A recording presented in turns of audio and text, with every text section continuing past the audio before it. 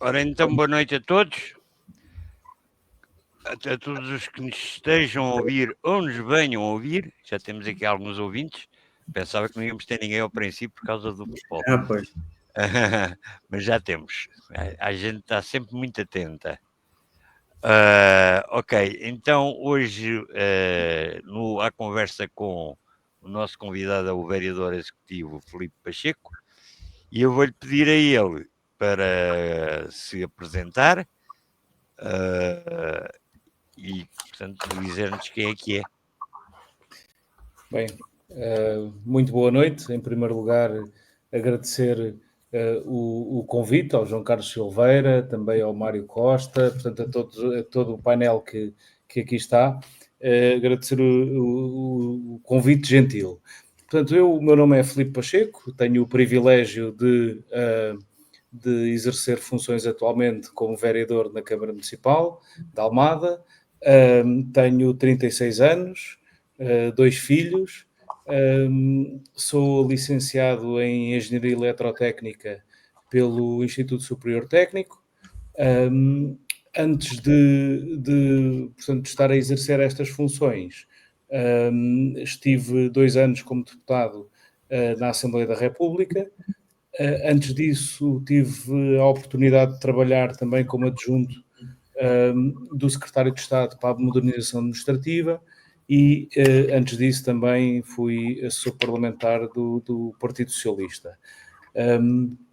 Atualmente na Câmara Municipal, enfim, tenho vários pelouros sobre a minha responsabilidade, portanto, tenho a habitação, o desporto, a juventude, o bem-estar animal, também os sistemas de informação, inovação e territórios inteligentes, a área da comunicação, depois uma parte mais operacional de todas as áreas de manutenção e frota. Estou também no Conselho de Administração da WIMOB, que é a empresa de estacionamento, enfim, e penso que não me esqueci assim nenhuma da responsabilidade. Estou também no Conselho de Administração do SMAS, penso que não me esqueci de nenhuma responsabilidade e fiz aqui uma apresentação sumária de mim próprio. Ok, então, para começarmos aqui a nossa sessão, e porque tem sido uma curiosidade já por diversas vezes e com alguma regularidade levantada nos Gentes de Almada, gostaria que nos dissessem que pé que está a questão da loja do cidadão em Almada, o que é o Executivo pretende fazer, quando é que está previsto começar as obras, por aí fora. Muito bem. Bem, a loja do cidadão irá iniciar, portanto, a sua obra irá iniciar brevemente. Aliás, o contrato de obra já está assinado e, portanto, é provável que na próxima semana, mais tardar daqui a 2 semanas, portanto, o estaleiro esteja de obra a ser montado e aproveitaremos também para fazer uma cerimónia de assinatura, portanto, do protocolo de instalação da loja de cidadão entre a Câmara Municipal de Almada e a Agência para a Modernização Administrativa, que é quem tutela a instalação das lojas de cidadão no nosso país. Portanto, é uma obra que, e para quem viveu, como eu, sempre em Almada, é, digamos, o cumprir de algo que, enfim, estava previsto há mais de 20 anos, não é? Eu lembro-me de ser pequeno, eu, como disse, tenho 36 anos, eu lembro-me de ser pequeno e já ouvir falar de que Almada iria ter uma loja de cidadão. E, portanto, agora vamos mesmo ter o contrato de financiamento, já foi assinado em 2023, final de 23, e, portanto, e agora a obra vai mesmo começar, vai arrancar com a primeira pedra, enfim, e aquilo que prevemos é que a obra esteja pronta em 2026. Portanto, isto é uma obra que vai ter um custo de cerca de 7 milhões de euros, tem financiamento comunitário, portanto é o financiamento comunitário de 1,2 milhões de euros, e vai ter pelo menos três entidades do Estado Central. Portanto, estamos a falar da Autoridade Tributária, portanto, Finanças, o IRN, o Instituto de Registro e Notariado, e também o Instituto de Segurança Social. Ou seja, para que exista uma loja de cidadão é obrigatório que existam pelo menos 2 destas 3 grandes entidades. Nós em Almada conseguimos criar o consenso para que as 3 entidades integrem a loja. E, portanto, isso foi muito positivo porque eu acho que este projeto tem vários pontos positivos. Um deles é, obviamente, cumprirmos um objetivo do município com mais de 20 anos, mais de 2 décadas, não é? Mas outro deles é resolver os problemas de acesso a serviços da administração central que até aqui nós sabemos que tínhamos. Aliás, quem vai ao serviço de registro e notariado, quem vai às finanças ou à segurança social, toda a gente sabe os problemas que tem, seja de sítios sem capacidade para espera, alguns destes espaços não estão preparados para pessoas com mobilidade reduzida, enfim. Eu agora também aqui nos comentários estou a ver aqui a Maria Pereira perguntar onde vai ser a loja de cidadão. Portanto, a loja de cidadão vai ser instalada na Romeira, junto, mesmo ao lado do mercado da Romeira, e essa também é um aspecto bastante positivo, porque aproveitamos para continuar a requalificação da cidade, que aliás iniciou há uns anos atrás com toda a repavimentação das vias de acesso e do estacionamento naquela zona. Quem se lembra do que era aquela zona da Romeira aqui há uns anos, há claramente um antes e depois da obra de pavimentação e de requalificação dos acessos e do estacionamento, e portanto continuaremos a requalificação desta zona, que é uma zona da cidade de Almada, enfim, das poucas, onde ainda a cidade não cresceu totalmente, não é? E no fundo criamos uma nova centralidade ali naquela zona, é muito positivo. Portanto, estamos a falar de uma loja de cidadão que ocupará 3 armazéns que estão, portanto, logo conexos com o mercado da Romeira. É uma loja que vai ter 2 pisos, um piso 0 e o primeiro piso, e um piso também intermédio. E porquê intermédio? Porque é um piso técnico que é apenas para, enfim, para acesso dos serviços, para arquivo, etc. E, portanto, estamos a falar de muitos metros quadrados, de um investimento significativo da Câmara Municipal, como eu disse há pouco, com aproveitamento de fundos comunitários, e existirá ainda espaço para outras entidades, que sejam públicas ou privadas, de prestação de serviços. Podemos estar a falar desde outros serviços da administração central, como também outras lojas, por exemplo, de operadoras de telecomunicações ou de energia.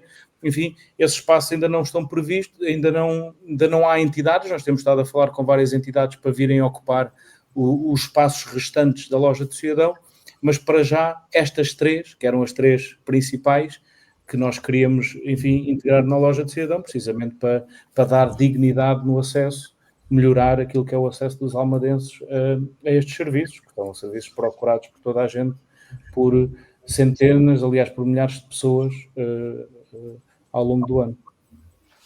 Ok. Mário, Arthur, algum de vocês quer colocar alguma questão?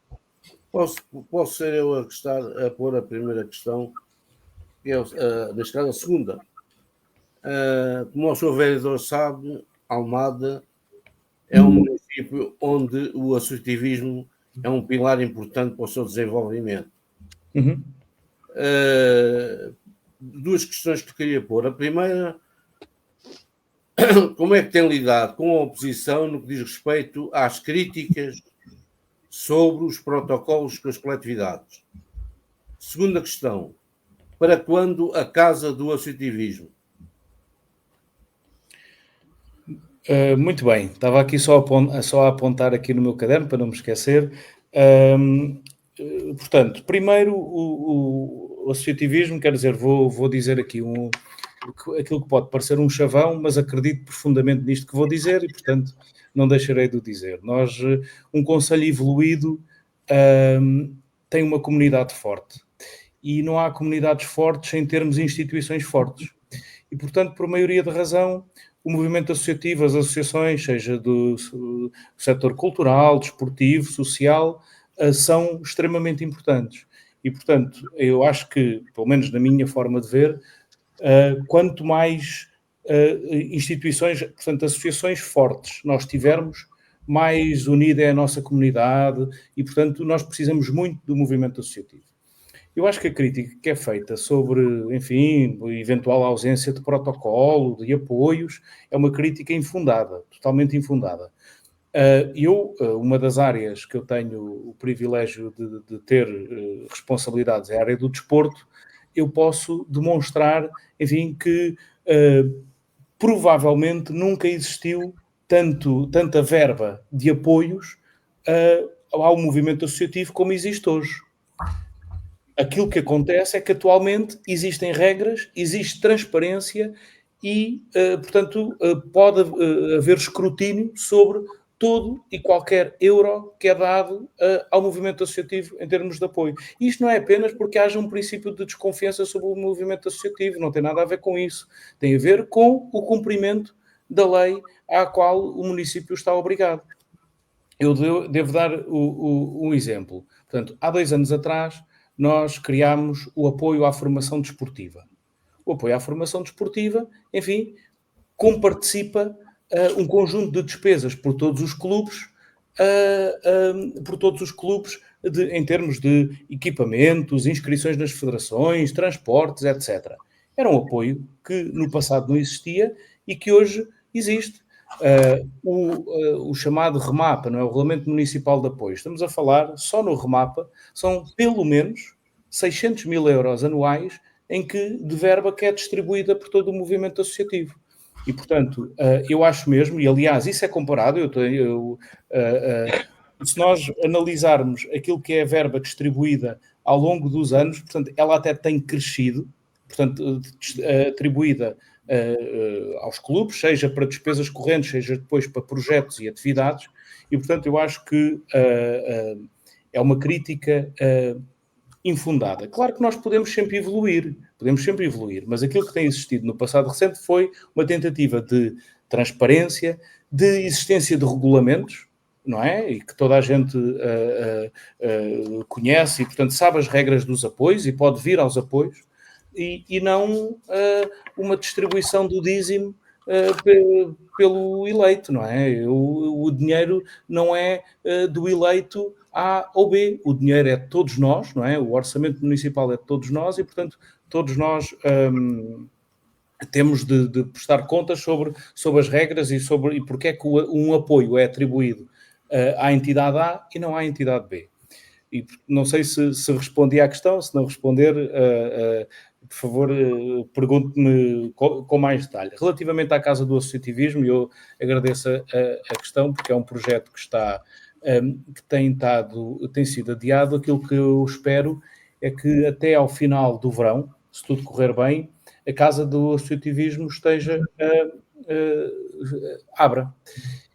E onde e de que forma? Portanto, aquilo que temos previsto é a Casa do Associativismo abrir na zona do museu, do antigo Museu da Música Filarmónica, portanto ali na área, na rua, na Capitão Leitão, naquela parte que está sem acesso ao trânsito, e portanto transformaremos o Museu da Música Filarmónica na Casa do Associativismo, ou na Casa das Associações. Este espaço será um espaço, por um lado, de espaço de partilha, ou seja, terá um pequeno auditório para que qualquer associação que o requisite possa fazer as suas reuniões de direção, fazer uma Assembleia Geral, portanto, tem um espaço de reuniões, terá um espaço também para cacifos, porque hoje em dia há muitas associações e nós sabemos como é o movimento associativo, há ainda associações que são criadas na morada do presidente da associação, ou na morada de uma escola, ou assim. E, portanto, aquilo que queremos disponibilizar é também recursos para as associações. E, portanto, as associações poderão, neste espaço, ter a sua morada fiscal, ter um cacifo para receber correio, para receber material, e neste espaço funcionará também o Serviço Municipal de Benefícios Públicos, que no fundo é a estrutura interna da Câmara que trata de toda a parte de apoios públicos, não é? Como o nome diz, de benefícios públicos, e em que aquilo que nós também prevemos é poder fazer um espaço que não estará aberto de forma, portanto, 365 dias por ano, mas que em determinados períodos possa ter um espaço de atendimento ao público, concretamente aqui, para dar apoio às coletividades. Portanto, especialmente quando estivermos a falar de períodos de candidatura, e mais uma vez vou dar aqui o exemplo do desporto, quando estivermos a falar de períodos de candidatura ao Regulamento Municipal de Apoios ou ao período de apoio à formação desportiva, aquilo que pretendemos é que possa existir um período de tempo em que os clubes e as entidades venham, marquem uma hora e possam tirar as suas dúvidas. Porque algo que nós sentimos é que muitas vezes há, e isso foi o custo de passagem para um sistema onde as coisas estão regulamentadas, são transparentes, mas obviamente que há uma burocracia adicional. Aquilo que nós queremos é que ninguém fique impedido de se candidatar e ter acesso aos apoios a que tem direito por via dessa pequena burocracia, que enfim é uma burocracia à qual estamos obrigados pela lei. Por exemplo, a Câmara Municipal não pode dar apoio a nenhuma entidade que tenha dívidas tributárias ativas e, portanto, para garantir que uma entidade está elegível para apoios, nós temos que pedir as declarações de não-dívida da Segurança Social e das Finanças. Obviamente que não queremos que nenhuma entidade fique de fora dos apoios por qualquer problema burocrático. Portanto, aquilo que prevemos é também poder criar aqui momentos de atendimento e de esclarecimento a todas as entidades, a todo o movimento associativo. Ou seja, a Casa das Associações é uma casa que terá aqui espaços de partilha, portanto, abertos a todos os clubes, mas também para esclarecimento e conto mesmo, temos aqui alguns, porque isto às vezes internamente também demora mais tempo do que a vontade gostaria, mas a minha expectativa é que até ao verão a Casa das Associações esteja a abrir. Ok. Agora ia-lhe levantar aqui uma questão deixada por um membro do Gentes de Almada, no anúncio da sessão, a Maria Henriqueta, que ela começou por endereçar a questão à senhora Presidente, mas como ele disse que a sessão quer a consigo e não com a senhora Presidente, ela disse que então transferia isso para si. O que ela diz é por que razão os parques de estacionamento das praias da Costa da Caparica parecem abandonados, as passagens de madeira têm nas tipas, deve ser ripas levantadas, um perigo. Convido a senhora Presidente a estacionar na praia do Castelo no domingo às 15 e vir aqui contar a experiência. Obrigado. Como ele disse que a sessão era consigo, ela disse que ficava o convite dirigido ao seu vereador e para ter cuidado com o pó no estacionamento e as tábuas partidas do passadiço. Parece que tudo foi esquecido. Quer comentar? Posso comentar. Portanto, em primeiro lugar, obrigado também pela questão. O abandono dos parques de estacionamento. Enfim, há aqui várias realidades. A primeira é, eu não sei se a pergunta refere qual é o parque de estacionamento em concreto que estamos a falar. Suponho que seja o da praia da... Ela diz, espera lá, onde é que está? É assim, não, já estava no outro. Espera só um segundo. Das praias da Costa da Caparica, um perigo... Praia do Castelo, é o que ela diz. Ok, Praia do Castelo. É assim, eu vou então começar só por fazer aqui um esclarecimento. Ao contrário de quase todos os parques, portanto, das praias, e estamos a falar desde a Praia do Rei até, portanto, à zona da Fonte da Telha, portanto, em toda essa zona há 2 parques que têm gestão da UIMOB, que são os parques da Praia do Rei e da Praia da Rainha. Nesses, portanto, houve vários investimentos que foram feitos, estamos a falar nos vários parques que a UIMOB vai gerindo ao longo da costa, portanto, que são ali aqueles na frente urbana, ali ao pé, desde o Barbas, não é, até, portanto, ao longo daquela linha de restaurantes, e depois o do Rei e da Rainha, estamos a falar de colocação de meios de pagamento por multibanco, todos os parques agora têm pagamento por multibanco, foi no caso da praia da Rainha, foi acrescentada mais uma caixa de pagamento, porque sabemos que aqueles parques têm muita afluência. todos os parques têm via verde, enfim, este ano estamos também a colocar e a investir na videovigilância no Parque do Rei e da Rainha, e esses parques, portanto, e ao longo de todos os parques, procedemos à limpeza, desmatação, colocação de sinalização, enfim. Agora, evidentemente que a Costa da Caparica tem ali desafios, e um deles é, atualmente, quem vai para ali, para aquela zona, sabe as obras que estão a acontecer, a empreitada que está a acontecer de arranjo ali dos acessos às praias. E, concretamente, sobre a praia do Castelo, nós, enfim, só depois desta empreitada de arranjo de todos os acessos às praias é que nós conseguiremos, de forma progressiva, ir fazendo melhorias mais substanciais nos parques e igualar todos aqueles aos do Rei e da Rainha, porque os do Rei e da Rainha estão ordenados. Agora, depois há aqui ainda outro problema, que é, como vocês sabem, aliás, qualquer obra de fundo nos parques ou nos acessos carece de parecer de várias entidades. E, portanto, qualquer processo de obra é moroso. Eu devo lembrar, por exemplo, o caso da Fonte da Telha, não é? Onde houve uma intervenção, aliás, toda a gente reconhece que ela foi muito positiva, mas que houve até um conjunto de entidades que depois, enfim, vieram questionar a intervenção que tinha sido feita.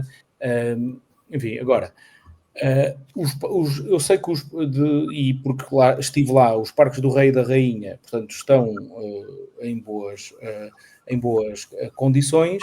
Depois da empreitada de arranjo dos acessos às praias, aquilo que nós queremos é ir também fazer a requalificação dos outros parques ao longo de toda a costa, de forma progressiva, mas também ordenando, porque nós sabemos, um dos problemas daquilo que eu conheço aqui da Praia do Castelo, o grande problema ali é também o estacionamento não estar ordenado, por exemplo. Não é só, eu admito que possam ter lá algumas ripas de madeira que foram aqui há uns anos utilizados para dividir os lugares, não sei se é dessas ripas que o município está a falar, mas que têm que ser melhorados e, portanto, a nossa previsão é melhorá-los depois da empreitada de arranjo dos acessos às praias que está neste momento a acontecer, que vai ter que parar agora durante o período aqui, estes 2 meses de julho e de agosto, e depois será retomada. Portanto, arranjar todos os acessos e depois partir para os parques. Sendo certo que para os parques funcionarem bem, terão de ser, digamos, regulados. Neste caso, a ordenação do estacionamento. Enfim, se nós não colocarmos uma cancela, por exemplo, para numerar, para limitar o número de estacionamento, o estacionamento ali vai ser sempre desordenado, que é um dos problemas que não acontece no Rei e na Rainha. Porquê? Porque se fez ali um trabalho de ordenar o estacionamento. Ok. Mário, quer você agora levantar alguma questão? Quero, sim, senhor. E vou pedir desculpa, mas vamos voltar atrás, já agora, portanto, ainda sobre, portanto, a loja do cidadão, que eu gostava de colocar 2 questões. Portanto, desde o início que nós tivemos conhecimento, portanto, que a loja do cidadão, portanto, ia ser na Romeira, eu tive a oportunidade, portanto, de passar lá várias vezes. Aliás, portanto, a última vez passei lá até ter fotografias, que foi em agosto do ano passado, já lá estava, portanto, o placar a dizer que ali era a nossa casa do cidadão. Portanto, as 2 questões que eu queria colocar são as seguintes. É evidente que, portanto, para estas 3 entidades, portanto, fazerem lá o seu trabalho, portanto, aquilo deve ter, portanto, a mim criou-me sempre um bocado de confusão e de preocupação, porque estas 3 entidades, portanto, em termos de informática, portanto, devem ter, portanto, a não ser como é que vai ser feito, portanto, qualquer uma delas deve ter os seus servidores, portanto, para terem acesso, portanto, a todo o processo que lhes compete. Agora, portanto, será que, portanto, vai demorar mais tempo a instalação, portanto, não sei de que central, portanto, é que terá que, porque não está feito, aquilo terá que ser, se calhar, possivelmente novos cabos, portanto, cabos novos, portanto, num determinado ponto, para, portanto, ali para a loja do cidadão, perdão. Mas esta era uma questão. E a outra, portanto, é em relação aos transportes. Portanto, tenho a ideia que, portanto, também está previsto que, portanto, de acordo com a como é que é? Carrija ou metropolitana. Que a Carrija Metropolitana, portanto, passará por lá, portanto, uma carreira. Portanto, esta era em relação à loja de cidadão, era só estas duas questõezinhas. E depois tenho mais duas, pá, depois o João, se me permitir, eu coloco. Claro. E já agora só acrescentava em relação à loja do cidadão, para ver se estava, se em princípio o assunto fica arrumado, se há uma previsão de quando é que as obras estarão terminadas. Muito bem. As obras, aquilo que temos previsto é terminarem no final de 2026. Não me recordo agora o mês da empreitada, mas, portanto, o que esperamos é que seja no final de 26. Isso vai ser uma chatice, Filipe. Então, não podem dizer, os almadenses não vão poder dizer que as obras foi por causa das eleições, pá. É verdade. Não, e enfim, eu acho que quem tem uma visão para o território, portanto, as eleições acontecem e nós não estamos preocupados, ou pelo menos a trabalhar para fazer obra só por causa das eleições, evidentemente. Estamos preparados, e ainda para mais num projeto destes, para fazer, ou para cumprir algo que é uma vontade que tem atravessado muitos executivos. E eu até, já agora que estamos a voltar a falar da loja de cidadão, faço aqui uma pequena confidência, que foi no início, portanto, antes da Senhora Presidente, quando a Senhora Presidente me convidou para enfim, continuar nas listas e também para poder vir fazer parte da sua equipa.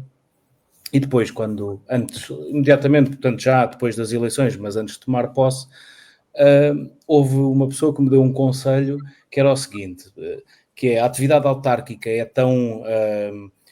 portanto, ocupa-nos tanto tempo, aliás, 7 dias por semana, sempre, não é? Eu raramente tenho fins de semana ou feriados, e que o grande desafio é ir garantindo que nós fazemos coisas estruturais para além da urgência do dia-a-dia. E sugeriu-me, escreve várias coisas num papel que gostarias de acompanhar, de ver feitas no Conselho, e garante, para lá da urgência do dia-a-dia, garante que essas coisas, que vais atrás delas e que elas acontecem. Uma delas foi a loja de cidadão, porque, obviamente, que ninguém sabe, e estes processos são sempre difíceis, e o que interessa é quando vem a luz do dia, mas foi bastante difícil ao longo destes, pelo menos os últimos 3 anos, pelo simples facto, por exemplo, de garantir que estas 3 entidades vinham para a loja de cidadão. Foi muito difícil. Foi muito difícil ajustar os projetos a todas aquilo que eram os requisitos das entidades. Depois, quando uma entidade tinha um requisito, depois a outra entidade não gostava. Não foi por acaso, certamente, que este projeto, ao longo de 20 anos, não se materializou, porque não era só o espaço que as entidades pediam, não é? A área para funcionar, eram também um conjunto de requisitos que muitas vezes eram difíceis de atender, e que, se atendíamos a um, depois a outra entidade já não gostava, e foi aqui um mecanismo iterativo de muitos meses, enfim, de muito diálogo, e às vezes de ir bater a várias portas, seja dos serviços, seja das tutelas, para garantir que tínhamos, que este projeto acontecia, mas estamos finalmente a ver luz ao fundo do túnel, sendo que eu acho que só acredito mesmo quando ela estiver finalizada e abrir a porta, porque é para isso que trabalhamos. Mas respondendo às questões, às outras 2 questões, relativamente a toda a instalação, informática, enfim, toda a parte de infraestrutura técnica, apesar daquilo serem 3 armazéns que eles vão ser totalmente reabilitados. E, portanto, toda a parte de infraestruturação, de comunicação, telecomunicações, etc., essa está perfeitamente garantida, e é precisamente por isso, pelos requisitos das entidades, que que vai existir um piso técnico intermédio. Portanto, a loja, para quem a vai frequentar, terá 2 pisos, o piso 0 e o piso 1, mas existirá um piso intermédio que é um piso técnico, precisamente para garantir toda a parte de servidores, de arquivos, de infraestrutura tecnológica, de apoio a estas entidades da loja. Esse era um dos requisitos, aliás, por exemplo, a criação desta solução. O primeiro projeto só previa 2 pisos e foi preciso uma alteração quase total de projeto, aliás, pelo projetista, para criar este piso técnico para cumprir alguns dos requisitos, nomeadamente da autoridade tributária, que nos fazia relativamente à infraestrutura e relativamente ao arquivo, que no projeto inicial eles diziam, bem, com esse projeto então nós não vamos para a loja. E algo que nós queremos muito é que estas entidades, pelo menos estas 3 viessem e, enfim, e tivemos que ter aqui soluções criativas, seja desde o ponto de vista político de decisão até o ponto de vista técnico do projetista, mas toda ela está garantida no atual projeto.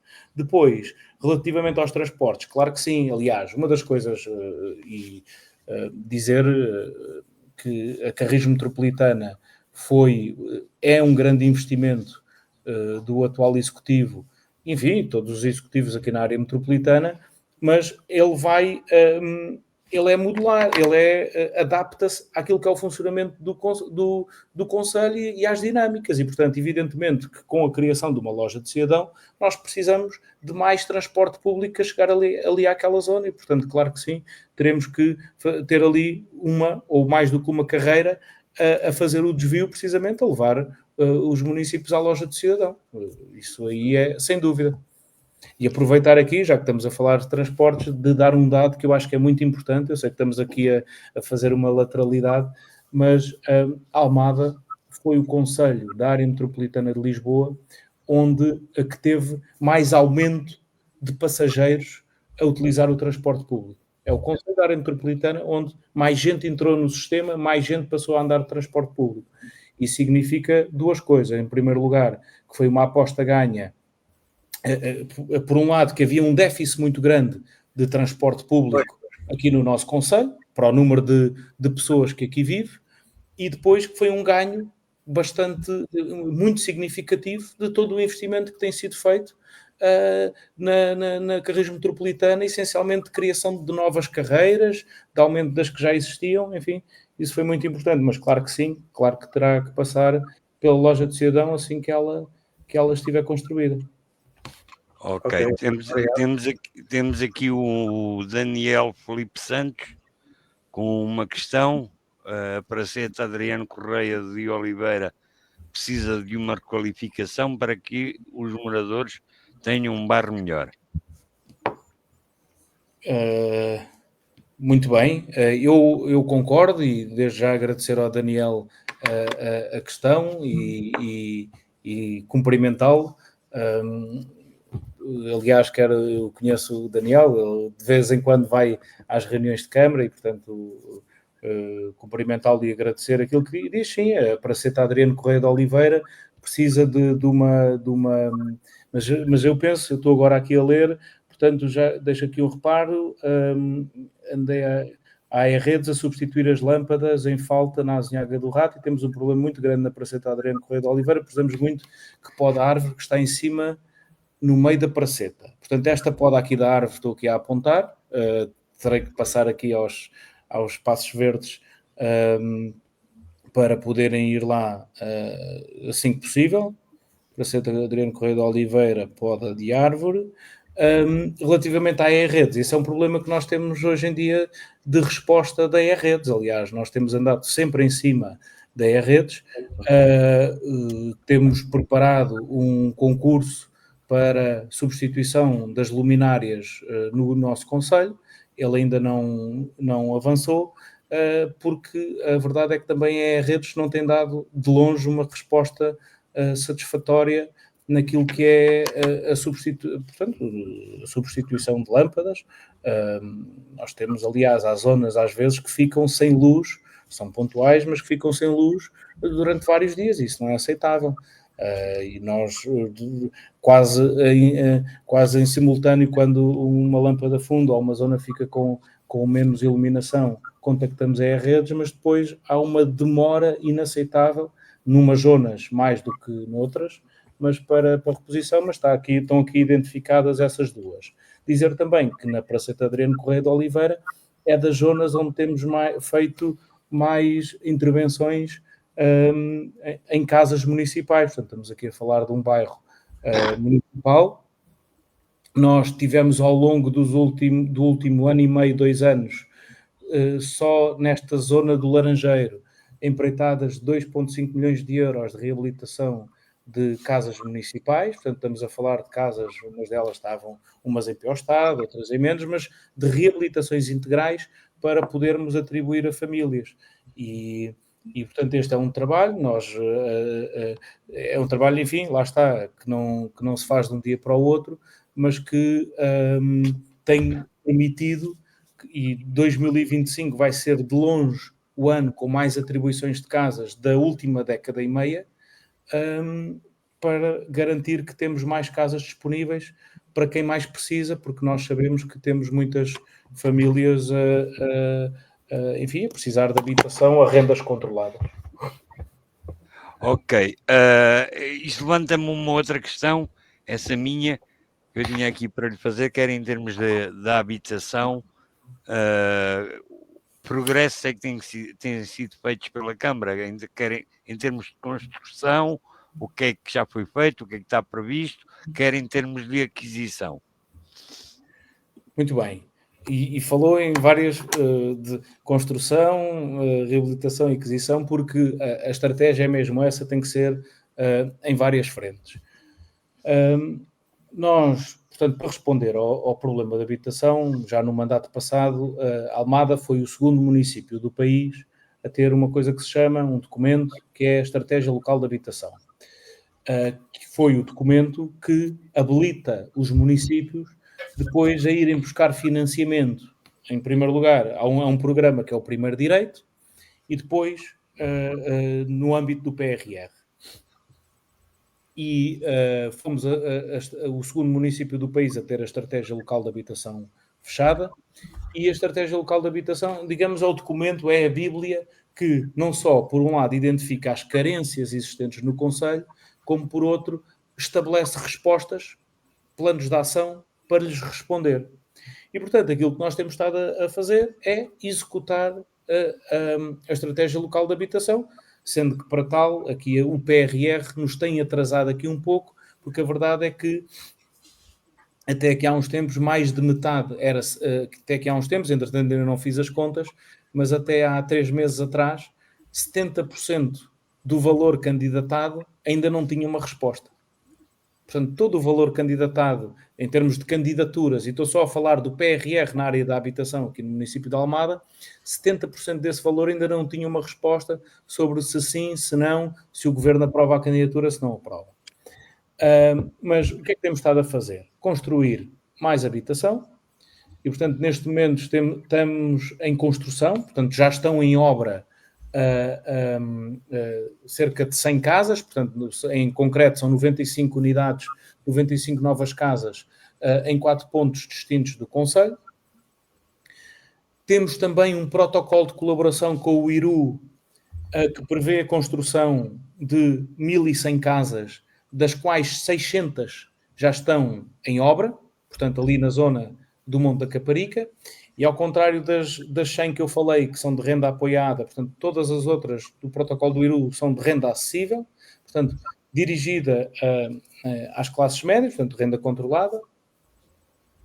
Depois, para além da construção, temos apostado na reabilitação. Um exemplo, até ao final deste mês, portanto, previsivelmente daqui a 2 semanas, nós estaremos a atribuir as frações de um prédio que está ali no Laranjeiro, mais precisamente na Rua Febo Muniz, número 5, que era um prédio que estava emparedado há mais de uma década. Era um prédio que tinha problemas estruturais, por isso é que as famílias saíram de lá, foi empardado. Portanto, aquilo que nós agora fizemos foi reabilitar integralmente este prédio. Estamos a falar de 12 frações, que vão ser mais 12 frações para podermos atribuir a renda controlada. Portanto, construção, reabilitação. Há pouco já falei das empreitadas que temos de reabilitação das várias casas do nosso parque habitacional.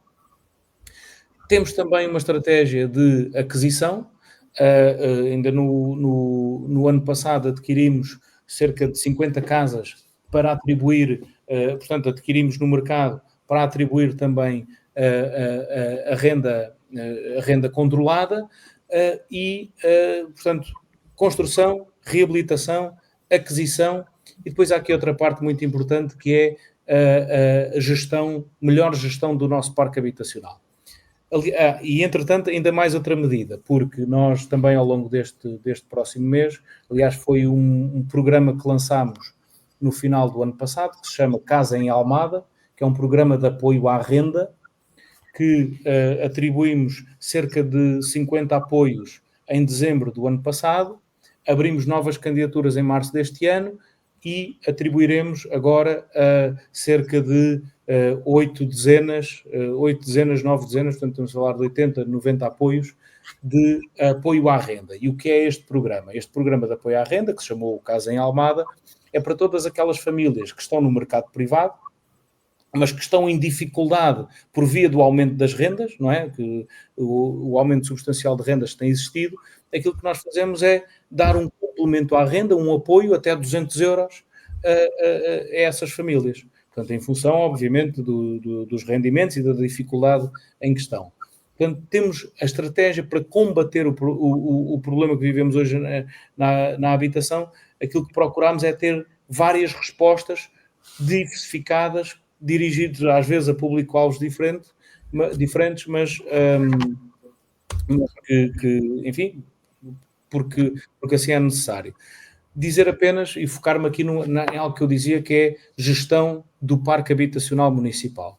Almada tem cerca de 2.400 frações municipais. E algo que nós temos feito ao longo destes últimos anos é passar a gerir, em toda a acessão do termo, gerir o parque habitacional municipal existente. E estamos a falar de, por exemplo, não tolerar com situações de ocupações indevidas, vendas de chaves, alugueres de chaves. Nós, para termos uma casa que está indevidamente ocupada, é uma casa retirada a alguém que mais precisa dessa casa. E, portanto, aquilo que nós fizemos foi ter um regulamento de atribuição de habitação municipal, em que a atribuição de habitação, portanto, é feita de forma pública. De 3 em 3 meses há uma listagem que é publicada, em que tem uma pontuação. A pontuação, portanto, quem mais pontuação tem, em teoria, tem mais necessidade de acesso à habitação. Portanto, existe um regulamento, que aliás foi um regulamento que foi aprovado por unanimidade de todos os partidos e que estabeleceu as regras. E, portanto, quanto mais pontuação, em teoria, em maior situação de urgência está essa família. E, portanto, assim que temos uma casa disponível, ela é atribuída logo à primeira pessoa dessa listagem. E, portanto, um regulamento de atribuição para tornar transparente a atribuição de habitação, escrutinável por toda a gente, mas temos também estado a fazer um trabalho de regularização das várias situações, seja de regularização de rendas, porque a renda é paga, é calculada em função do rendimento de cada família. Às vezes uma atualização de renda pode ser negativa, ou seja, aumenta o valor, porque a família também pode pagar mais, mas também pode reduzir às vezes o valor se a família estiver a ganhar menos, se tiver existido uma situação de desemprego pontual ou assim. Portanto, uma regularização de rendas e também garantir que sabemos quem são as famílias que estão em todas as casas do parque municipal. Porque é também isso que os municípios nos exigem, é que nós procuremos gerir bem um património público que é de todos. E, portanto, temos estado, e por isso mesmo é que também temos estado a fazer cada vez mais atribuições. Porquê? Porque às vezes situações, enfim, com as quais não podemos compactuar, ou seja, em que o município faz a tomada de posse de uma habitação, reabilita a habitação e depois atribui a quem mais necessita.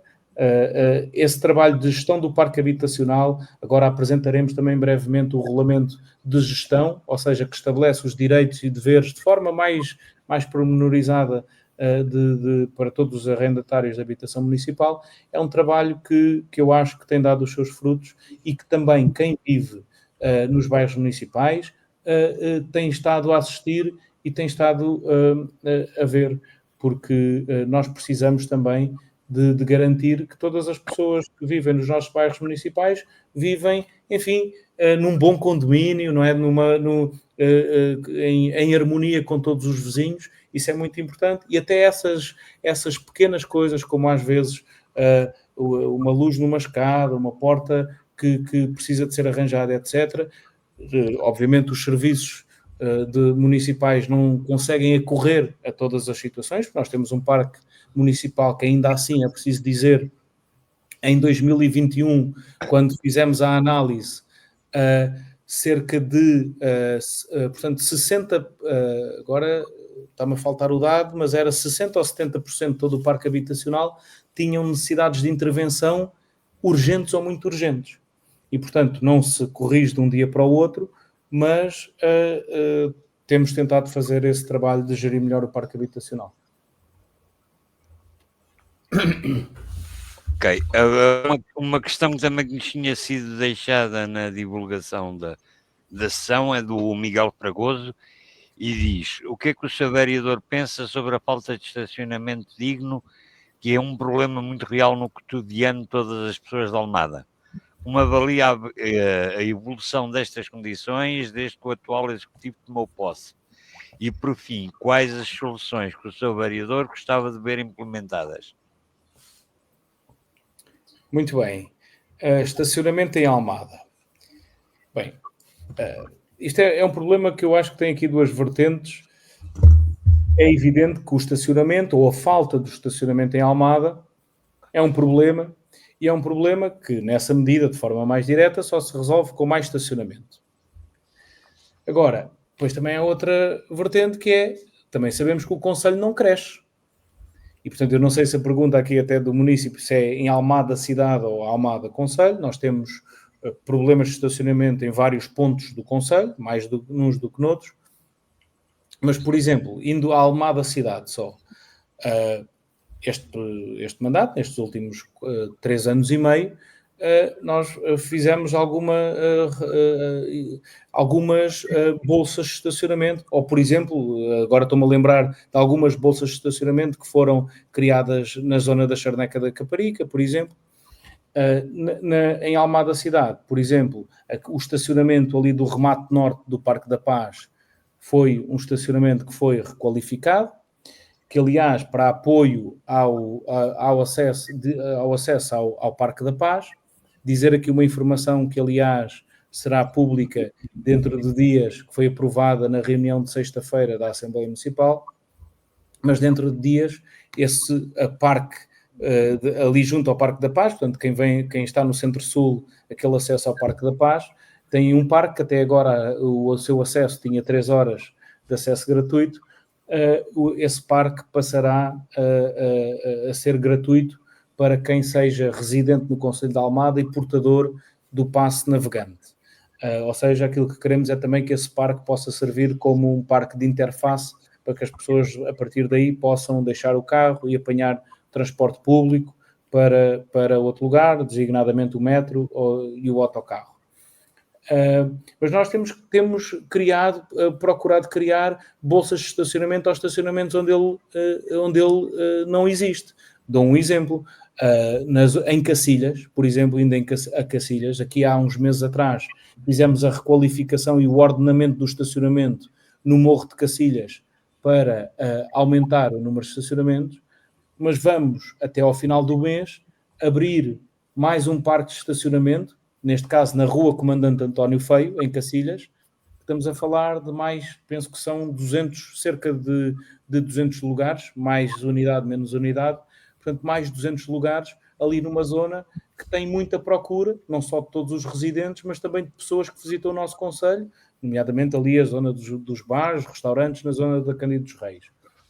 Ou seja, aquilo que este Executivo tem feito, neste caso era um parque que nós soubemos da sua existência e que não estava a ter utilização, portanto a Câmara Municipal adquiriu o parque de 200 lugares, parque subterrâneo, e agora vai pôr, por via da UIMOB, ao serviço de todos os almadenses. E, portanto, obviamente, temos procurado arranjar soluções de estacionamento onde onde há falta de estacionamento. Agora, também há um aspecto que é importante dizer, que é, hoje em dia, uma casa com 4 pessoas, em muitas das situações, as 4 pessoas têm carro. E mesmo nos prédios onde há garagens, ou nas moradias onde há garagens, eu duvido que haja garagens para, neste caso, por fração, 4 garagens para pôr 4 carros. Ou seja, há uma impossibilidade prática de termos estacionamento para todos estes carros, e por isso mesmo é que também temos feito, mas eu com isto não estou a dizer que não seja preciso mais estacionamento, é preciso nós continuarmos a criar mais parques de estacionamento, mais silos, mais zonas de estacionamento na cidade. Agora, a par disso, isto é um equilíbrio ténue, nós temos, acima de tudo, é de garantir um reforço no investimento e no aumento do transporte público, para garantir que as pessoas não têm tantos carros, temos uma boa rede de transportes públicos a funcionar, que leve as pessoas, que convença as pessoas a substituir o veículo próprio pelo transporte público. Isto é muito importante, e por isso é que a Câmara Municipal, e volto a dar o dado que dei há bocado, em que, e isso mostra que já estamos a fazer algum caminho, em que o facto de termos aumentado o investimento da forma que aumentámos na criação e no alargamento das carreiras, permitiu que Almada seja o concelho com o maior aumento de número de pessoas a andar nos transportes públicos. Mas não podemos ficar por aqui. É precisamente por isso que estamos muito empenhados no projeto de expansão do Metro Sul do Tejo. Aliás, eu digo isto aqui, posso ser suspeito, mas acho que é importante dizer isto. A nossa Presidente de Câmara, acho que teve um conseguimento muito importante, que foi conseguir algo que nos 20 anos de pensamento e desde a criação do metro nunca esteve planeado, que foi a expansão, a ida do metro à Trafaria. Portanto, sempre se falou no metro, na expansão do metro à Costa da Caparica, e do ponto de vista político conseguiu-se não só garantir a expansão do metro à Costa da Caparica, mas também à Trafaria. E porquê é que isto é importante? Obviamente que é importante a expansão até à Costa da Caparica, e é importante dizer aqui uma coisa, que é, neste momento, o Metro de Lisboa está já, que é a empresa que foi designada pelo Governo, está já a fazer a parte do projeto de execução do metro. Como sabem, existiu aqui há pouco tempo uma consulta pública, que é já um passo de garantir que isto não é apenas um desejo para daqui a 2 décadas. Não, é algo que já está a acontecer. Portanto, obviamente, estas obras são muito complexas e têm os seus vários passos, mas estamos já na fase de elaboração de projeto, para que depois possa ser, e aquilo que está previsto é que na fase posterior possa ser lançada à empreitada, que até por questões de fundos comunitários, aquilo que se prevê para já é que possa ter o metro a funcionar em 2029. E, portanto, a garantia da expansão do Metro Sul do Tejo, a garantia que temos várias interfaces, no caso da Trafaria, ainda no outro dia, a nossa Presidente de Câmara, Inês de Medeiros, com o Presidente de Câmara de Oeiras, voltava a falar no projeto que temos comum de garantir uma carreira de barco Trafaria-Algés. Portanto, para isso é muito importante uma interface na Trafaria, para garantir o quê? Não só Trafaria-Algés, que se mantém, portanto, Trafaria-Belém, mas temos também, porque não, Trafaria-Caixo Sodré, ou seja, para que toda aquela zona também consiga aceder aos vários pontos da margem norte. Portanto, a aposta e o investimento no transporte público é essencial. Sim, o estacionamento é um problema, nós temos de garantir mais estacionamento e estamos a fazê-lo. Dei o exemplo de um parque que abrirá de 200 novos lugares ali na zona de Caxias até ao final do mês, mas precisamos mesmo muito é de investir no transporte público. Filipe, desculpa lá. Em relação ao estacionamento, há uma questão, aliás, isto é uma questão que tem sido levantada aqui nos Gentes de Almada ao longo de todos os anos, 2, 3, 4 vezes por ano. Há debates, há confusões, há questões, há publicações e depois aos respectivos comentários por aí afora, porque é realmente uma situação que já é grave e que se levanta em Almada. Eu já tive a oportunidade de o dizer por escrito, acho que é a primeira vez que estou a dizer verbalmente a um executivo, seja este ou um dos anteriores da Câmara, mas por escrito e em comentários já o fiz várias vezes aqui no Gentes de Almada, que é a questão de que eu, por questões profissionais, sempre viajei muito, conheço meio mundo, infelizmente não conheço o mundo todo, porque eu adoro viajar e adorava conhecer o mundo inteiro. Mas há questões em termos do estacionamento, que indo buscar exemplos lá fora, que eu não vejo refletidos aqui, tais como isto são situações que me foram deparando ao longo da minha vida, não foi que eu mandasse a debater ou a investigar essas situações. No Luxemburgo, eu tive uma colega minha portuguesa que depois concorreu, foi das primeiras funcionárias comunitárias quando dá adesão logo em 86.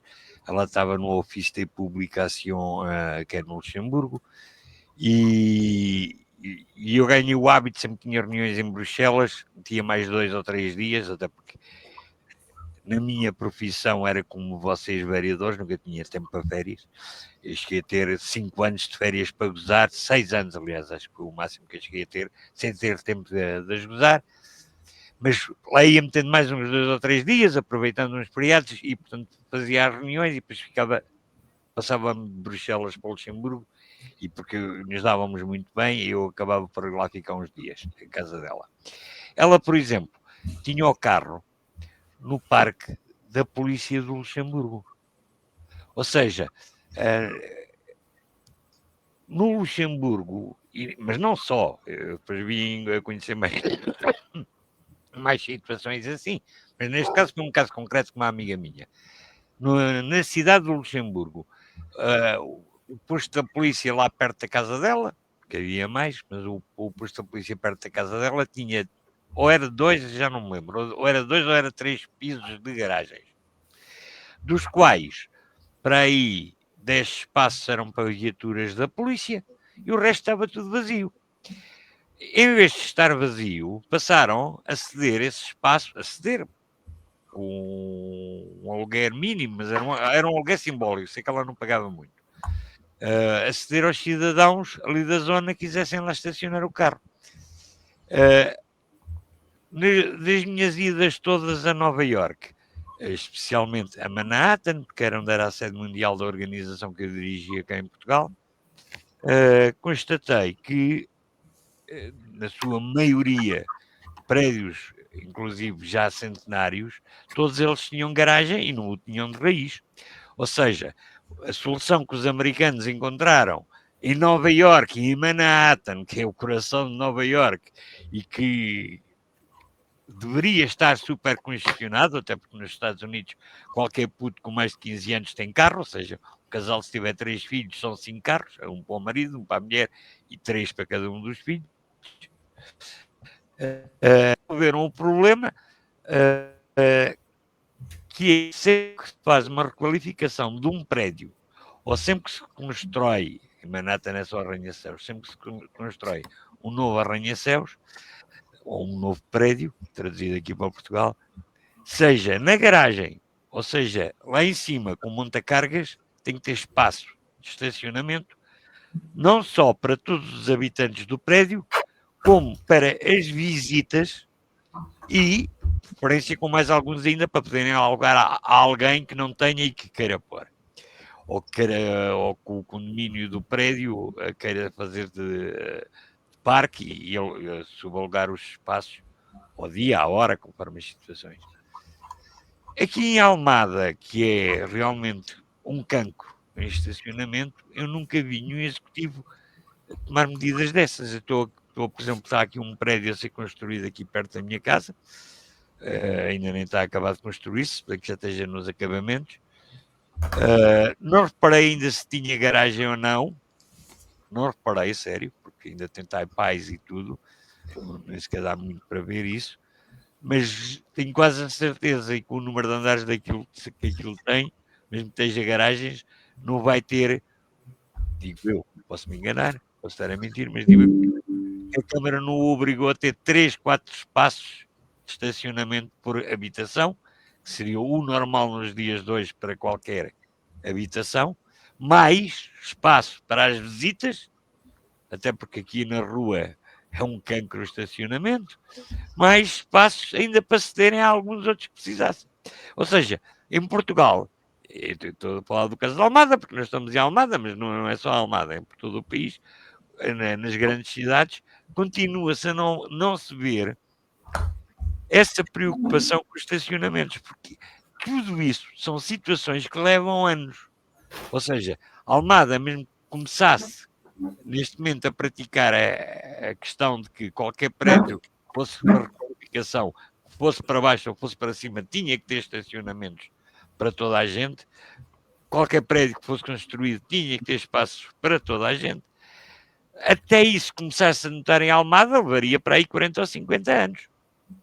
Porque não é só estalar os dedos, como toda a gente pensa, e amanhã já há espaços para toda a gente, isso não há soluções em cidades que já estão feitas. Agora, tem que se começar a notar isso, e eu continuo a notar isso em nenhum executivo. Não é só no da Almada. Deixa-me só dizer uma coisa, que é qualquer prédio que seja construído de raiz, portanto é obrigatório ter estacionamento para todas as frações. Mas em que número? Essa é que é a questão, porque se Pronto, continuar exatamente. a ter 1 ou 2, estão-se a esquecer da questão dos filhos, porque a questão dos transportes públicos podem ser muito bons, que vai ajudar na diminuição do trânsito, mas não vai ajudar na diminuição do número de carros, porque toda a gente vai querer continuar a ter carros na mesma. E cada vez irão ser mais, esperamos nós, se a qualidade de vida for melhorando e se as pessoas tiverem dinheiro para isso, as pessoas todas vão querer ter o seu carrito para quando querem, precisam e podem. E esses carros têm que estar estacionados, especialmente então se os transportes públicos forem bons e durante a semana a pessoa andar de transportes públicos. Deixa a carroça onde? É verdade, e aquilo que está a dizer sobre a requalificação de edifícios é totalmente verdade e não precisamos de ir muito longe. Aqui ao lado, em Espanha, por exemplo, Barcelona, já há muitos anos que fez isso, em que a maioria dos prédios que são requalificados, portanto, têm de ter garagens, mas delas... Garagens ou no último andar? Portanto, às vezes só tem aquele espaço para o carro entrar numa espécie de elevador, não é? E depois ser arrumado em Nova Iorque, a maior parte dos prédios antigos é em cima. Exatamente, ou em andares superiores ou em andares inferiores. Também em Espanha, também em Barcelona, por exemplo, por isso eu há pouco falava dos silos, essa é uma das soluções em que... Porque o problema da reabilitação é o seguinte, que é, a verdade é que nos últimos anos, e por exemplo, quem olhar aquilo que é Cândido dos Reis, já cá há pouco estávamos a falar da Cândido dos Reis, estou a dar essa rua como exemplo. Alguém olhar para a Cândido dos Reis hoje e olhar para a Cândido dos Reis há 10 anos, ela está totalmente transfigurada, não só pelo fecho da rua, mas também por toda a reabilitação do edificado que existiu. Ou seja, e às vezes... uma obrigação de colocação de garagens de estacionamento pode implicar que as pessoas depois não façam a reabilitação integral desse edifício. É algo para pensar, mas a solução dos silos, portanto, silos e não os silos não precisam de ser mamarrachos. Aliás, voltando a dar o exemplo de Barcelona, há silos que são construídos de uma forma arquitetonicamente muito harmoniosa com a envolvente. E, portanto, são criações de espaços, não é? Comuns, em que as pessoas colocam o carro. Sendo certo que eu vou dizer uma coisa que não acontece em todos os parques, porque há parques da Wimob, por exemplo, em que estão totalmente lotados, mas há outros que assim não o é. E em que, se nós formos olhar para os parques no período noturno, por exemplo, os parques não estão cheios. Ou se formos olhar para aqueles parques privados, os da Braga Parques, por exemplo, alguns também não estão totalmente cheios. Significa o quê? Que as pessoas ou encontram lugar à superfície, não é? Ou oneram os passeios. E por isso é que também é muito importante a fiscalização. Eu sei que é uma empresa impopular, não é? O IMOB, mas a fiscalização que fazem um trabalho importante, porque no fundo não é? Os carros nos passeios e em todas as zonas de passagem pedonal é algo que nós também temos que ir combatendo no nosso concelho. Sim, precisamos de mais lugares de estacionamento, mas em algumas zonas do concelho eles até existem. Depois outra questão, se as pessoas estão disponíveis para pagar não é, esse estacionamento, é que é outra coisa. Pronto, temos que, os equilíbrios são ténues. Mas há, concordo, e voltando ao comentário inicial do município, concordo que há um problema de falta de estacionamento em Almada, mais numas zonas do que noutras. Enfim, precisamos de ir criando bolsas de estacionamento. Algumas conseguem ser feitas à superfície, outras precisam, e dou o exemplo desse parque que agora vamos abrir na Rua Comandante António Feio, mais de 200 lugares para quem, não só para quem ali reside, mas também para quem procura Cacilhas, porque Cacilhas é uma zona com muita procura e muita pressão de estacionamento, não é? Quem acede às zonas de comércio. E é um caso em que a Câmara viu que havia um parque disponível, adquiriu e pôs ao serviço de toda a população. Ok. Agora, Mário Artur. Entretanto, Daniel Felipe Santos, eu já vi que você tem várias questões aí levantadas, assim como também a Filipe não, a Esperança Pereira, mas tem que ter calma. Isto não podem ser todos ao mesmo tempo. Há mais questões a ser levantadas, inclusive há questões que foram deixadas no grupo com o anúncio da sessão, portanto, eu estou aqui a tentar dividir os espaços. Ok? Portanto, Mário Artur, algum de vocês... Eu posso pôr esta questão ao Sr. Vereador, que é o seguinte: manutenção de equipamentos e o surgimento de novos para a comunidade. Perspectivas é que a Câmara tem para o edifício da EDP? Ok. Assim, edifício da EDP, portanto, a Câmara já tem um projeto, que aliás é um projeto belíssimo, que ganhou o concurso. Já foi apresentado, inclusive. O concurso de ideias, exatamente, que é, aliás, um arquiteto conceituado, que é o Beck Gordon. E, portanto, aquilo que acontece é que a Câmara está à espera e, enfim, o projeto já devia ter avançado, não é? Já devia ter avançado, mas a verdade é que aguardou disponibilidade orçamental para avançar. Está previsto ser, portanto, uma nova zona de serviços municipais, onde conseguimos, e um dos grandes problemas da Câmara é ter serviços espalhados por todo o território, sei lá, em mais de 20 espaços diferentes existem serviços na Câmara, um pouco por todo o Conselho. Isso do ponto de vista de racionalização, não é? Até de gestão da própria Câmara Municipal tem grandes desafios e, portanto, há um projeto de mover vários serviços para o futuro edifício da EDP, que está a aguardar apenas disponibilidade orçamental para conseguir avançar. Nós sabemos também, e não é só por causa disso, mas que este ano, 2025, a Câmara não tem um orçamento aprovado, portanto está em vigor o orçamento do ano passado, e portanto esse projeto é um projeto o projeto está fechado, está pronto para ser lançado o concurso portanto, de obra, para entrar em empreitada, e que depende apenas de disponibilidade orçamental, porque é um projeto ainda muito exigente do ponto de vista orçamental. Mas este ano, em princípio, já não vai ser, pois não, que o orçamento da Câmara não foi aprovado. Este ano não vai ser porque o orçamento não foi aprovado, portanto, veremos como é que vai ser a discussão do orçamento para 2026. Ok. Mário. Aliás, este ano só lançaremos as obras que estavam previstas até do ponto de vista orçamental. Não, quer dizer, esta pergunta minha foi também para esclarecer um pouco a opinião pública, porque fala-se, a Câmara não faz, não é bem assim. Eu compreendo que a questão do orçamento... Só uma pausa, Arthur. Portugal ganhou. Foi aqui nos penaltis. É bom. Portanto, o que eu queria dizer é que não se faz omelete sem ovos.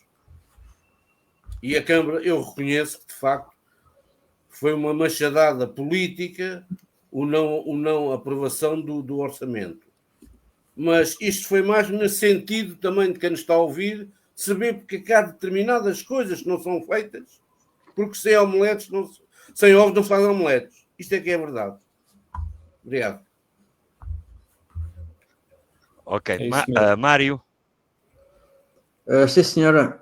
Então, só mais uma questãozinha.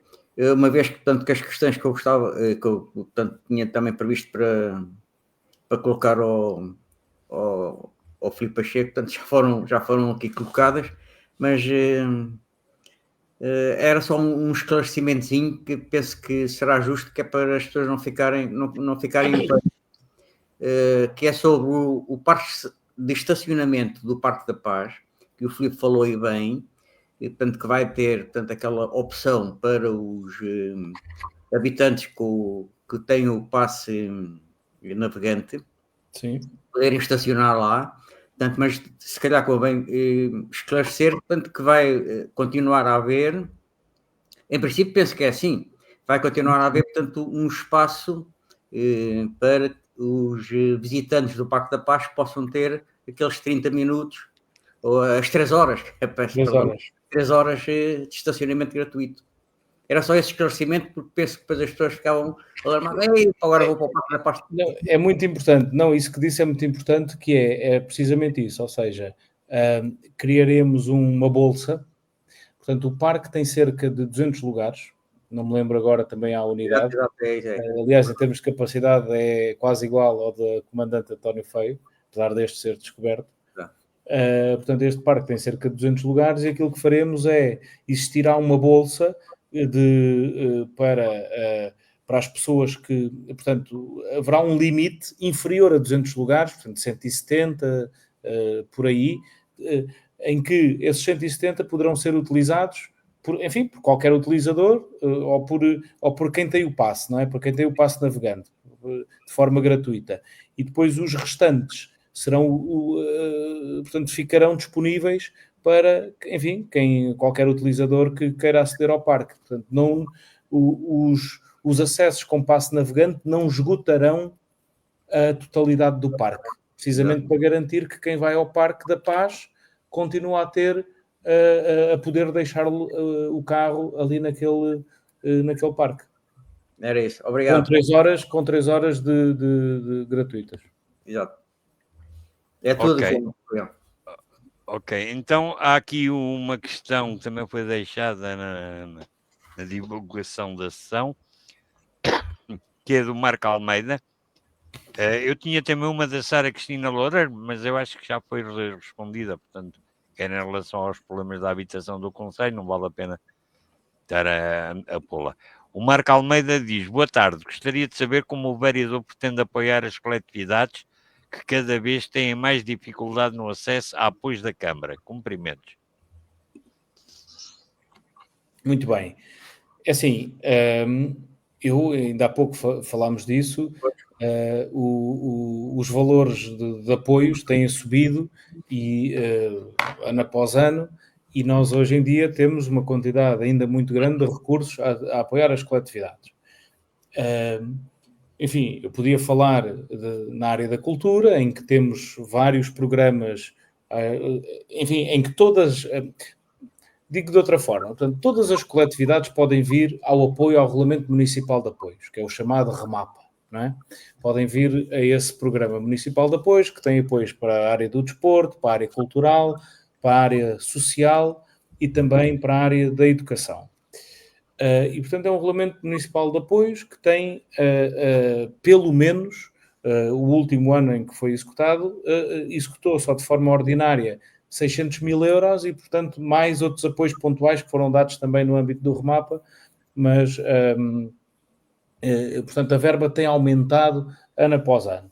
Agora, na área do desporto, nós criámos há 2 anos atrás o programa de apoio à formação desportiva, e eu estou aqui a puxar para o desporto porque é a área onde tenho mais conhecimento e até mais visão daquilo que eu acho que deve ser o caminho.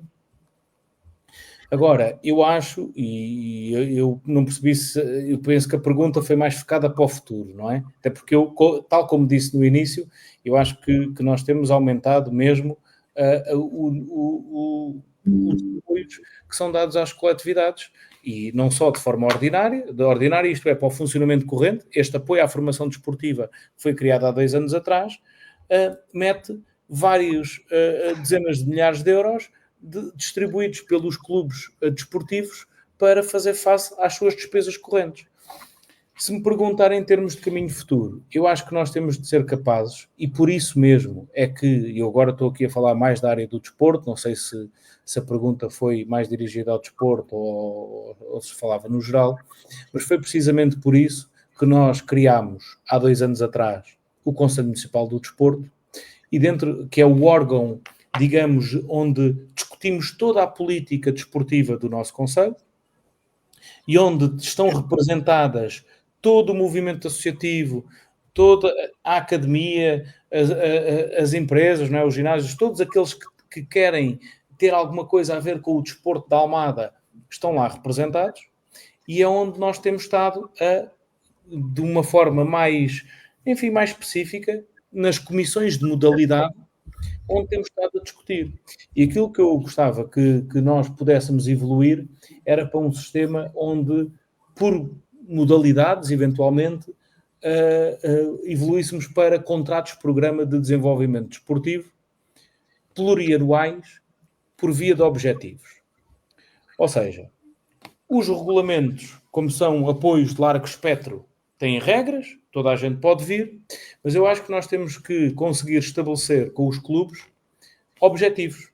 Um exemplo, não sei, posso pegar no futebol, ainda há pouco estava o João Carlos Silveira a dizer que Portugal tinha ganho, vou pegar no futebol. O futebol, nós temos 9, 10 grandes clubes, quase todos eles ao mesmo nível no nosso concelho. Os clubes são, por exemplo, entidades certificadas. 1, 2, 3, 4, 5 estrelas. Se calhar, um clube que tenha 3 estrelas é melhor do que um que tem 2. Alguém que tem 4 é melhor que tem 3. Ou seja, se nós estabelecermos contratos-programa com regras iguais dentro de uma modalidade. E porquê é que eu estou a falar de uma modalidade? Porque depois as modalidades divergem entre si, não é? O vôlei é diferente do futebol, é diferente do handball. Se nós conseguirmos chegar a consensos dentro de uma modalidade, quais são as regras e os objetivos a atingir, depois conseguimos estabelecer contratos de programa de desenvolvimento desportivo, por exemplo, em função do número de atletas que os clubes inscrevem. Têm atletas com ação social escolar, sim ou não, se tiverem mais do que X, portanto, há uma majoração. Enfim, aquilo que queremos é fazer um trabalho muito sério no Conselho Municipal do Desporto para conseguir chegar a entendimentos do que é que poderiam ser objetivos a atingir, de curto e de médio prazo, e, em função disso, fazer contratos-programa com os clubes. Porque aquilo que nós também não queremos é que os clubes estejam anualmente a vir candidatar-se a apoios. Os apoios servem como ferramenta para a evolução dos clubes. E, portanto, se nós conseguirmos fazer contratos-programa para o apoio regular de forma plurianual, por mais do que, até desfazendo, por exemplo, do ciclo autárquico a 3 anos ou a 5 anos, não é?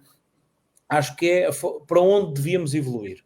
Nós já fazemos contratos-programa para gestão de instalações, por exemplo, aprovámos na sexta-feira passada em Assembleia Municipal e assinaremos brevemente um contrato de programa de desenvolvimento desportivo com o Cova da Piedade. E neste caso, com o Cova da Piedade, fizemos porque o Cova da Piedade é a entidade que gera o estádio municipal, enfim, que toda a gente sabe, que é o estádio da Piedade, por via de aumentar as obrigações de gestão corrente do Cova da Piedade, aquilo que faremos é transferir uma verba, neste caso de 110 mil euros, para apoio a essa gestão e mediante o cumprimento de várias condições. E, portanto, é um contrato de programa para a gestão do equipamento. Fazemos também contratos de programa, por exemplo, com o Beira-Mar de Almada, fizemos um contrato de programa para a substituição integral de todo o sintético, de todo o piso sintético daquele campo. Já há quase 20 anos que não via um sintético novo. Teremos que fazer, acho eu, evoluir para um modelo de contratos de programa plurianual para os objetivos correntes. Plurianual. Com o vôlei, é esta a minha visão, mas passo a passo. Agora só uma chega. O Sr. Vereador falou aí numa questão que eu acho também muito pertinente na questão desportiva, dado que eu sou dirigente de um clube de futsal, até estive a representá-lo em Almada quando foi a entrega dos diplomas e das placas. O nosso clube já tem placa de formação de futsal. Acho que é interessante e estou convencido que essa também será a política, quanto a mim, do poder local, de apoio essencialmente à formação e aos clubes que fazem a formação. E porquê? O Sr. Vereador sabe muito bem que os clubes que fazem a formação são eles próprios, eles, clube e os pais, que dão tudo para o seu filho estar com um atleta formado. E quando estão com o trabalhinho feito, desculpa a expressão, mas é verdade, vêm os grandes clubes e vêm buscar o atleta sem recompensar o investimento feito pelo clube, com o apoio das autarquias, porque é lógico que o Poder Central não apoia a formação. Isto é que é verdade, tem que dizer. Aliás, o Poder Central não tem apoiado nada no que diz respeito não só à vertente desportiva como cultural das coletividades e dos clubes no aspecto desportivo e das coletividades também no aspecto cultural. Portanto, eu penso que de facto é pertinente esta questão de apoiarmos os clubes e na formação, nomeadamente, por exemplo, por causa das filarmónicas. Como é que uma filarmónica pode comprar instrumentos, fardamentos, se não tiver o apoio da sua autarquia? Porque o Poder Central não dá. Tem um programa em que se pode concorrer, mas isso é tudo cheio de artimanhas e outras coisas. Portanto, acho que foi pertinente o Sr. Vereador falar nesse aspecto. Mas, Artur, tocou aí num aspecto que é essencial e que é o da formação, e que no caso, então, daquilo que eu estava a dizer, da política desportiva, é esse mesmo o objetivo, apoiar a formação. Nós sabemos que no passado, enfim, o país também era diferente, e um pouco por todo o país havia um apoio das autarquias, portanto, às equipas séniores de várias modalidades, etc. Isso passou. E aqui há mesmo uma escolha política, porque os recursos não são infinitos. E se não são infinitos, e eu vou voltar aqui também a algo que nós criámos, que foi o primeiro plano estratégico de desenvolvimento desportivo, que tem assim um nome, plano estratégico, pronto, lá estão eles a fazer planos e não sei o quê. É essencial nós estabelecermos objetivos e estabelecer um caminho para onde queremos ir. E nós criamos este documento precisamente para estabelecer, não é cá meia dúzia de indivíduos que se sentam numa sala fechada e a fazer. Portanto, foi um documento estratégico que foi criado em conjunto com todas as coletividades, não é? Com todo o movimento associativo, com todos aqueles que se quiseram juntar, lá está, num congresso do desporto e depois com várias sessões temáticas. E uma das conclusões que tomámos em conjunto foi precisamente alocar os recursos à formação desportiva. E foi nessa sequência, aliás, que criámos aquilo que eu há pouco dizia, que é o Programa de Apoio à Formação Desportiva. e formação. Porque o objetivo, aliás, o grande objetivo do plano estratégico em Almada é aumentar a prática desportiva. Pôr mais gente a fazer desporto. Mas por maioria de razão, para nós pormos mais gente a fazer desporto, precisamos logo de começar pelas idades mais novas, porque também sabemos, e isso está estudado cientificamente, quanto mais jovem se começa a fazer desporto, maior probabilidade há de o continuar a fazer ao longo da vida, é um dos fatores preditores de continuidade de desenvolvimento da atividade física, e porque nós não queremos, quer dizer, obviamente que eu fico contente quando uma equipa sénior ganha um troféu, evidentemente, são embaixadores do Conselho, é todo o município que sai valorizado, mas se nós precisamos de fazer escolhas, e aqui o objetivo mesmo é apoiar a prática, a formação desportiva, a formação, e não só na formação no desporto, aquilo que dizia das bandas filarmónicas é essencial, porque alimentando as filarmónicas de jovens, de novos jovens, não é, que depois conseguimos garantir que temos, enfim, elementos. Depois, a questão da proteção que referia, é uma verdade, mas aí já é difícil a Câmara fazer alguma coisa. Aí têm que ser as associações e as federações. Por exemplo, o futebol já resolveu um bocadinho isso, não é? Às vezes, quando vêm buscar jogadores mais novos, depois há uma compensação ao clube e tal. A maioria das associações ou das federações nas várias modalidades ainda não resolveu isso. Enfim, mas a Câmara aqui tomou uma opção. Investimento e valorização da formação desportiva. Ok. Só para terminar, porque já vamos bastante longos, há muitas mais questões. Vou dizer que o seu vereador, e é uma realidade, foi a maior vedeta que tivemos aqui até hoje, não param de levantar questões, portanto, não dá tempo, senão íamos ficar aqui se calhar a noite toda e o dia, porque não param de pôr questões. Portanto, se o seu vereador depois quiser passar para os comentários e responder àqueles que achar mais urgentes, por escrito, porque vamos encerrar a sessão, só lhe ia deixar mais uma questão, que é de uma assistente aqui à sessão, a Andréia Soares, que diz que fez o pedido de habitação, entreguei os documentos pedidos, mas recentemente recebi um mail para colocar o contrato de arrendamento de onde estou e recibos de pagamento da renda. A questão aqui é também, e já expliquei e deixei descrito na minha candidatura à habitação, a situação é que eu resido com os meus filhos num quarto na casa de um casal de amigos. Por isso não me pagam um valor exato de renda, nem tenho nada em meu nome. Como é que eu posso concluir a minha candidatura sem ter estes documentos? Pronto.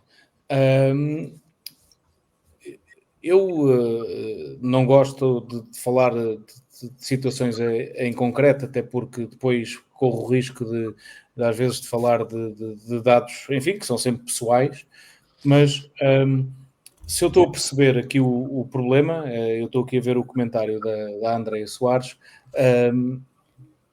há um conjunto, quando alguém faz a candidatura à habitação municipal, há um conjunto de documentos mínimos. Isto também é importante porque nós, se calhar, enfim, estamos sempre a fazer evolução, e agora vou fazer aqui um parênteses, até há uns meses atrás, menos de um ano, portanto, o serviço de habitação estava em papel.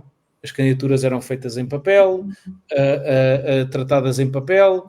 Eu sempre que para dar uma resposta numa reunião de Câmara, numa Assembleia Municipal, as pessoas estavam no serviço a olhar para o papel e, portanto, temos tentado fazer uma evolução e digitalizar, informatizar todo o tratamento de dados, que é o mínimo dos mínimos, e há algumas áreas da Câmara, portanto, a Câmara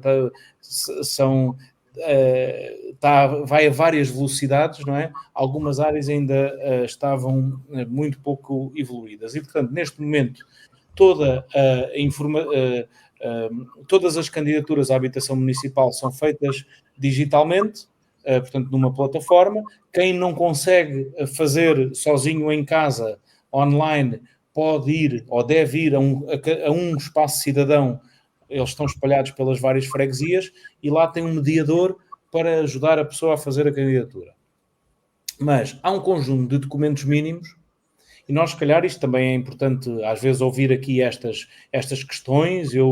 Esta é uma dúvida que às vezes que aparece de forma até recorrente. Isto, se calhar, tem que nos levar, se calhar, a mudar o ambiente de como é feita a candidatura digitalmente. Porquê? Porque há um conjunto de documentos mínimos que são aqueles que são indispensáveis para fazer a candidatura. Lá está. Nós também não podemos atribuir uma habitação, ou até não faz sentido, por isso, pontuar uma candidatura se a pessoa tiver dívidas à Segurança Social ou às finanças. Portanto, pedimos as declarações de não dívida. Há um conjunto de documentos que são necessários. Mas depois há outro conjunto de documentos que não são necessários, mas que eles são pedidos para darem mais pontuação. Neste caso aqui, o documento da renda. Porquê? Porque um dos fatores que atribui pontuação é a taxa de esforço.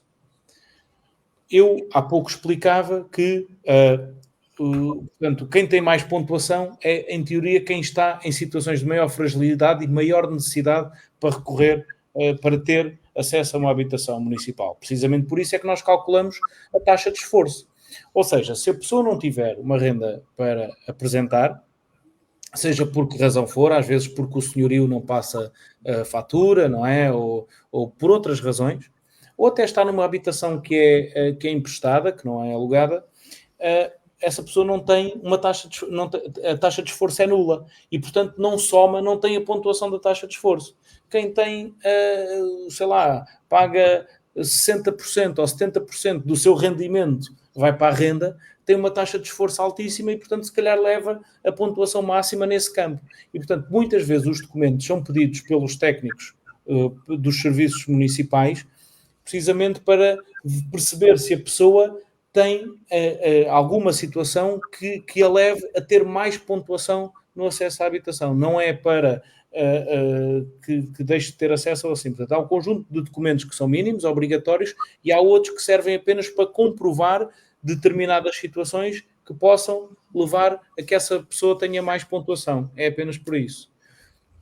Penso que, não sei se esclareci a pergunta, ou seja, não é uma necessidade, mas certamente poderá dar mais pontuação. Depois, é que eu não fui vendo, não fui olhando aqui para os comentários, vejo aqui alguns comentários às minhas intervenções, e depois os apoios só podem ser dados a coletividades se elas praticarem desporto e pedir dinheiro. Assim. Mas isto hoje acontece. Eu agradecer também ao Daniel aqui os vários comentários que está a fazer. Eu apontarei vários. A Praceta Adriano Correia de Oliveira, não temos projeto pensado. Fica aqui apontado. Obviamente que estes projetos têm, primeiro, tem que haver um projeto de requalificação, como existiu para vários pontos do Conselho, não é? Num programa que se fez, que é o programa O Meu Bairro, em que até se pôs à votação das pessoas, portanto, passa de fase de projeto, e esses agora do Meu Bairro estão em fase de lançamento de obra. Este pode ser uma boa ideia de uma intervenção a pensar numa nova edição do Meu Bairro. É uma boa sugestão. Depois, dizer aqui uma coisa, porque continuam a haver comentários, que é muito importante, que é, e por isso é que eu nunca gosto de analisar situações pessoais pelo seguinte: o Executivo e os vereadores cabe-lhes definir as regras. E por isso é que nós definimos as regras de acesso à habitação municipal, e depois cabe aos serviços pegar nas regras e executar as orientações de política. Há aqui um aspecto que está também a ser questionado aqui um ou dois comentários, que tem a ver com o acompanhamento das famílias. A parte do acompanhamento das famílias é aqui outra área, mas na Câmara, que é a área da intervenção social, e dizer que há cerca de 3 anos atrás o município recebeu muitas competências do Estado Central, algumas que estavam com a Segurança Social, na área da intervenção social e portanto, daquilo que se chama o acompanhamento de primeira linha dos casos de fragilidade social. E o município protocolou com as entidades de primeira linha, neste caso a Santa Casa da Misericórdia, a ASDL no Laranjeiro, o Centro Paroquial na Costa da Caparica, porque são esses assistentes sociais que fazem o acompanhamento. Aquilo que nós procuramos é funcionar em rede com estas instituições e, portanto, se há alguma situação de necessidade de apoio ou de resposta de emergência, ele não é uma situação, neste caso, de habitação, porque a habitação municipal não dá respostas de emergência. É a intervenção social que tem respostas de emergência quando alguém fica sem casa, etc. A habitação municipal dá respostas estruturais. Porquê? Porque se nós fôssemos dar uma resposta com uma casa, não é? Assim que não tínhamos casas, porque as casas vão aparecendo a conta-gotas para dar respostas de emergência.